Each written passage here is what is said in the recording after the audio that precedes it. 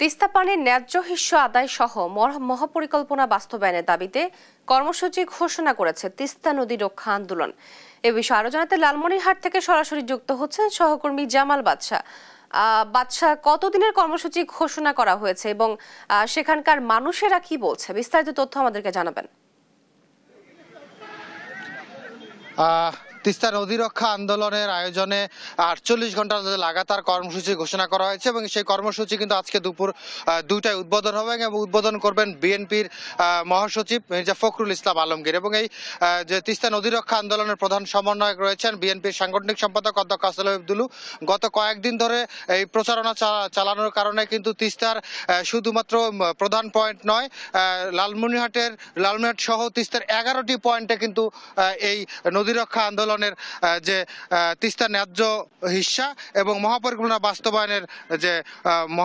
বাস্তবায়নের যে দাবি, সেটি কিন্তু আদায়ের লক্ষ্যে আন্দোলন শুরু হবে। আরেকটি বিষয় জানাতে চাই যে লালমনিরহাটের সদর উপজেলার তিস্তা সড়ক সেতু এবং রেল সেতু এবং লালমনিরহাটের কালীগঞ্জ উপজেলার তিস্তা সেতু 2 এবং গঙ্গাচড়ায় একটি অবস্থান রয়েছে। এছাড়া কুড়িগ্রাম, রংপুরের কাউনিয়া পয়েন্ট, গাইবান্ধা সব মিলিয়ে 11টি পয়েন্টে এই 48 ঘন্টার লাগাতার কর্মসূচির যে অবস্থান কর্মসূচি সেটি শুরু হবে দুপুর 2টা থেকে। এবং এই কর্মসূচির সমাপ্তির দিনে বিএনপির ভারপ্রাপ্ত চেয়ারম্যান তারেক রহমান বক্তব্য রাখবেন বলে আমরা বিএনপির একটি সূত্র থেকে জানতে পেরেছি। দীর্ঘদিন ধরে কিন্তু তিস্তার পানির ন্যায্য হিস্যার দাবিতে বিভিন্ন সংগঠন আন্দোলন করে আসলেও এবারের আন্দোলন কিন্তু একেবারে ব্যতিক্রম, অর্থাৎ সর্ববৃহৎ যে আন্দোলন এবার কিন্তু সেটি হতে যাচ্ছে। যদি বলতে চাই যে 48 ঘন্টা ব্যাপী কিন্তু তিস্তার 2 তীরের মানুষজন এখানে অবস্থান নেবেন এবং তিস্তার পারে বিশেষ করে যে 11টি পয়েন্ট তৈরি করা হয়েছে সেই 11টি পয়েন্টে রাত্রি যাপন করার জন্য সার্বিক ব্যবস্থা করা হয়েছে। এছাড়া আঞ্চলিক গান থেকে শুরু করে জনতার সমাবেশের মাধ্যমে শুরু হওয়া এই 48 ঘন্টার প্রোগ্রামে নানা প্রকারের আয়োজন কর্তৃপক্ষ করেছে। আমরা তিস্তা নদী রক্ষা আন্দোলনের প্রধান সমন্বয়ক অধ্যক্ষ আসাদুল হাবিব দুলুর সাথে কথা বলেছি। তিনি আমাদেরকে জানিয়েছেন যে এই আয়োজনের উদ্দেশ্যই হচ্ছে প্রধান উদ্দেশ্য হচ্ছে যে তিস্তার ন্যায্য পানির হিস্যা থেকে বাংলাদেশ যে বঞ্চিত হচ্ছে, অর্থাৎ এবং তিস্তা থেকে একতরফা ভাবে ভারত যে পানি প্রত্যাহার করার কারণে বাংলাদেশ অংশে তিস্তার 115 কিলোমিটার প্রায় মরা খালে পরিণত হয়েছে, অর্থাৎ হাঁটু পানি থাকছে খরা মৌসুমে।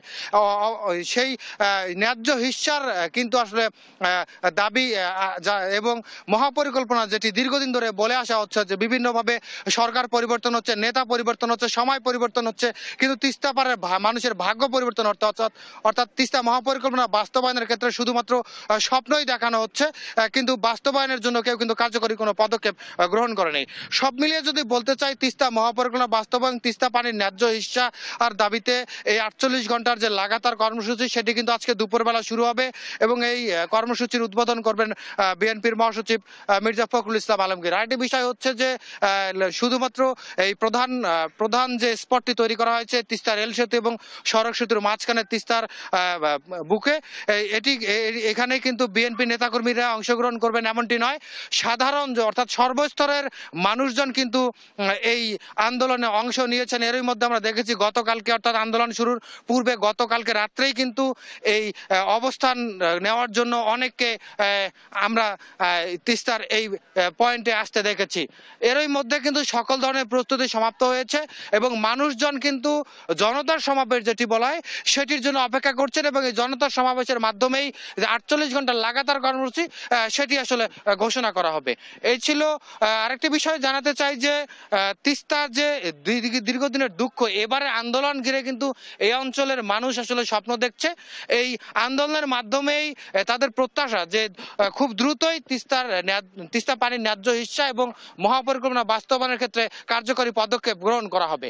এই ছিল লালমনিরহাট থেকে তিস্তা নদী রক্ষা আন্দোলনের 48 ঘন্টা লাগাতার কর্মসূচির শুরুর পূর্ব মুহূর্তের সর্বশেষ খবর।